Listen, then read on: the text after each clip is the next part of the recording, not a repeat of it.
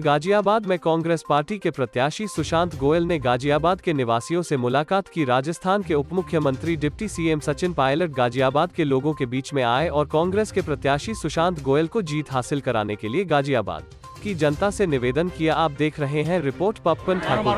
सचिन पायलट जिंदाबाद, सचिन पायलट जिंदाबाद।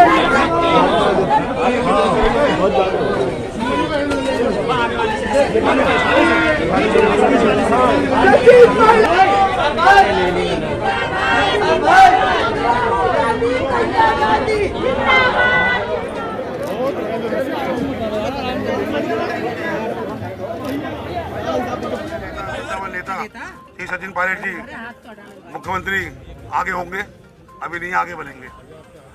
अब वो आपके बीच में जो आप लोगों को प्रश्न पूछने अपने आप पूछे और जो यहाँ की समस्या है उसके बारे में मुझसे पूछिएगा। अच्छा, वोट मांग रहा हूँ भैया। मैं सभी से अपील करना चाहूँगा, सचिन पायलट जी जो आए हैं यहाँ पर वो मेरे लिए वोट मांगने आए हैं और मैं सभी से निवेदन करूँगा सभी क्षेत्र की जनता से कि वो मुझे भारी भारी मतों से जिताएं यहाँ पर और मेरे पूज्य पिताश्री के श्री चरणों में एक श्रद्धांजलि अर्पित करें। और मैं ये विश्वास दिलाना चाहूँगा आपकी जनता को कि जैसे मेरे पिताजी काम करा करते थे उसी प्रकार मैं भी उनकी तरह जनता के बीच में रहकर उनका काम करूँगा। चलो भैया हो जाए। अरे एक मिनट भैया, प्रिंट के फोटो होने दो पहले। ले लो प्रिंट के फोटो ले लो। हो गया सर, ऐसे ही हो जाएगा। साथियों, जैसा कि आप जानते हैं कि यार अब हो गया ना, चले ठीक है। 10 फरवरी को इस क्षेत्र में मतदान होगा और 10 मार्च को मतगणना होगी।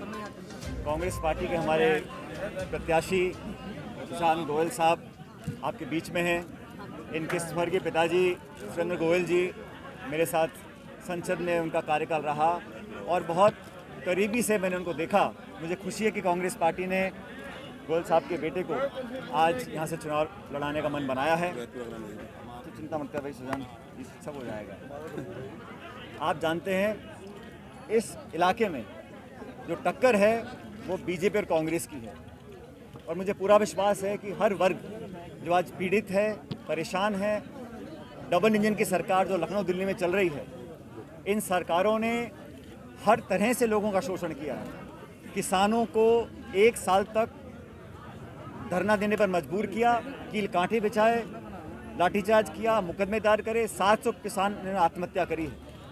मध्यम वर्ग को हर तरफ से पीड़ित करने का काम किया। छोटा दुकानदार हो, नौजवान हो, किसान हो, महिला हो, दलित हो, हर वर्ग को पिछले 4.5 साल में उत्तर प्रदेश में और देश भर में 7 साल तक राहत की कोई गुंजाइश दिखी नहीं। इसलिए लोग बदलाव का मन बना चुके हैं और मुझे दुख है कि प्रदेश के मुख्यमंत्री जब हर चीज़ में विफल हुए, उत्तर प्रदेश की सरकार, उत्तर प्रदेश की पुलिस हमेशा कानून के दायरे के बाहर जाकर काम करने के लिए बहुत प्रसिद्ध हुई है। बुलडोजर राज चला है, तानाशाही चली है, शिक्षा, चिकित्सा, स्वास्थ्य, सड़क, बिजली, इन सब क्षेत्र में फेल होने के बाद मुख्यमंत्री महोदय उसी धरा पर आ गए जिसके लिए वो प्रसिद्ध हैं। 80 बनाम 20, मंदिर, मस्जिद, धर्म, लव जिहाद, जातिवाद, इन सब बातों से लोग परेशान हो चुके हैं, विकास चाहते हैं। और ये भी कोई समझने की बात है, जो लोग कहते हैं कि पहले से ज़्यादा बहुमत भाजपा का आएगा, उसी सरकार के विधायक मंत्री भाजपा की सरकार, भाजपा की पार्टी को छोड़कर भाग रहे हैं। ये किस बात का संकेत है? उत्तराखंड में वहाँ के मंत्री हरक सिंह जी छोड़ के कांग्रेस में शामिल हो गए। उत्तर प्रदेश में जो मंत्री थे वो छोड़ के दूसरे दल में चले गए।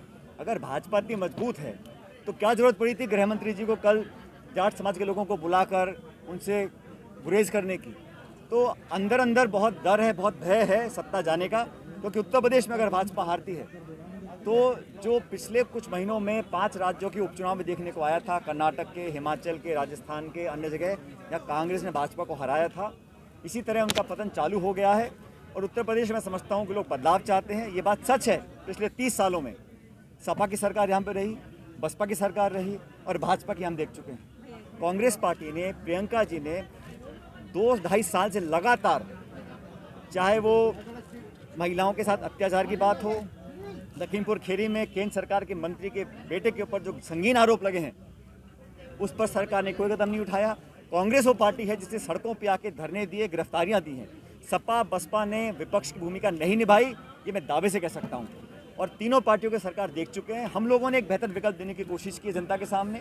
जनता जनार्दन है, 10 मार्च को परिणाम आएंगे। लेकिन लड़कियों के लिए, महिलाओं के लिए जो वादा प्रियंका जी ने किया उसको हमने पूरा किया है। किसानों के लिए हमने अलग योजना बनाई है। नौजवानों के रोजगार के लिए 20 लाख नौकरियों का वादा किया है।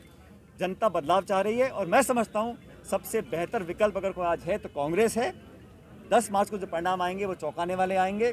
और बाकी राज्य हैं, चाहे पंजाब है, उत्तराखंड है, गोवा है, हर जगह कांग्रेस की स्थिति बहुत मजबूत है। मुझे पूरा विश्वास है कि सुशांत यहाँ से जीत कर जाएंगे और स्वर्गीय गोयल साहब ने जो काम किए उन कामों को आगे लेकर जाएंगे। आज मैं इनके लिए कई जगहों पर गया हूँ क्योंकि निर्वाचन आयोग की पाबंदियाँ हैं, इसलिए हम लोग मीटिंग रैली नहीं कर पा रहे हैं, घर घर जाकर अपना प्रचार कर रहे हैं। इस संदर्भ में मैं आज यहाँ पे आया हूँ और नेता भी यहाँ पर आएंगे। लेकिन स्थिति मजबूत है, इस नौजवान व्यक्ति को जनता का आशीर्वाद मिलेगा, ऐसा मुझे विश्वास है। गाजियाबाद में जल्दी मुख्यमंत्री जी आए हैं, उस पर क्या आप कहना चाहेंगे? नहीं तो 5 साल से कहाँ थे मुख्यमंत्री जी? अब जब उनको लग रहा है कि जमीन खिसक रही है पैरों के नीचे से, तो ठीक है, प्रचार करने का हक अधिकार सबको है, लेकिन पब्लिक मन बना चुकी है। और ये जो बार बार भारतीय जनता पार्टी के नेता बोलते हैं कि हम इतनी सीट लाएंगे, अगर मन में डर नहीं होता तो प्रधानमंत्री जी ताबड़तोड़ रैलियां क्यों करते? इतनी रैली करनी पड़ रही उत्तर प्रदेश में उनको। मुख्यमंत्री जी अब उनके अंदर आपस में जो दिल्ली लखनऊ में खींचतान है वो सब जानते हैं, इसलिए बदलाव तो होगा और कांग्रेस का प्रदर्शन बहुत बेहतर होगा। आपके कैंडिडेट मौजूदा प्रदेश के स्वास्थ्य मंत्री के सामने खड़े हैं, क्या ऐसा पार पार की लड़ाई मानते हैं या एक तरफा जीत मानते हैं? देखिए, जनता जो है ना, पब्लिक हर व्यक्ति की एक वोट होती है। नेता कितना बड़ा हो जाए, अगर उसका काम ठीक नहीं है, उसकी पार्टी का परफॉर्मेंस ठीक नहीं है, तो जनता बदलाव चाहती है। और इस देश में जिन लोगों को बड़ा गुमान है, बड़ा इनकार रहता है पदों का, पोस्ट का, तो जनता एक मिनट में उसको बुला देती है। हम तो ईमानदारी से मैनिफेस्टो के आधार पर चुनाव लड़ रहे हैं, पहली बार चुनाव लड़ रहे हैं, तो पूरा मौका मिलेगा जनता के माध्यम से, मुझे ऐसा विश्वास है। मुख्यमंत्री करते हैं, उस पर आप क्या कहेंगे? मायावती जी ने एक बयान दिया है कि यूपी के मतदाता कांग्रेस को वोट देके अपनी वोट खराब ना करें, क्या कहना चाहिए? मैं तो इतना कहना चाहता हूं कि हर व्यक्ति को ये छूट है किस पार्टी को वोट डालनी है। लेकिन बहन मायावती जी का इतिहास भी सब जानते हैं, किसके साथ मिलकर सरकार उन्होंने बनाई है उत्तर प्रदेश के अंदर, किस पार्टी का प्रचार गुजरात को करने गई थी। तो ये कहना, अब वो पूरे सिस्टम से गायब है, ना प्रचार है, ना मीटिंग है, अंदर खाने का सांस घाटे को जानता नहीं है। ये उनका व्यक्तिगत निजी निर्णय है उस पार्टी का। हम तो हमारी पार्टी की बात कर रहे हैं, मजबूती से लड़ेंगे और जीतेंगे। गृह मंत्री जी ने आज मथुरा में कहा है कि ये देश को निर्णय लेना पड़ेगा, ये देश का निर्णय करने वाला चुनाव है। इस पे आप क्या कहेंगे? ये बात तो सच है। उत्तर प्रदेश हिंदुस्तान का सबसे बड़ा सूबा है, यहाँ 400 विधानसभा हैं, 80 लोकसभा सीटें, तो इस चुनाव से बहुत कुछ तय भी होगा। हर चुनाव महत्वपूर्ण होता है, लेकिन यूपी क्योंकि बड़ा राज्य है तो यहाँ पर कभी सरकार रिपीट होती नहीं है, इस बार भी नहीं होगी, मैं जानता हूँ। लेकिन यूपी के चुनाव बहुत महत्वपूर्ण है देश की राजनीति में, ये बात सच है। सर, बहुमत पर अगर आते हैं आप, तो आपका सीएम का चेहरा कौन है? देखो, हमने कई बार कहा, प्रियंका जी ने कुछ स्पष्ट किया, वो हमारी महासचिव हैं और वो फ्रंट से लीड कर रही हैं, संघर्ष कर रही हैं। उनको ऐसा क्यों है कि बीजेपी की सरकार सिर्फ प्रियंका जी को कैद करती है, उनको गिरफ्तार करती है, बाकी लोगों पे हाथ नहीं डालती? उन्हें पता है कि असली सच्चाई की लड़ाई कौन लड़ रहा है। और हम लोग हमेशा चुनाव होने के बाद निर्णय करते हैं कि लीडर कौन होगा।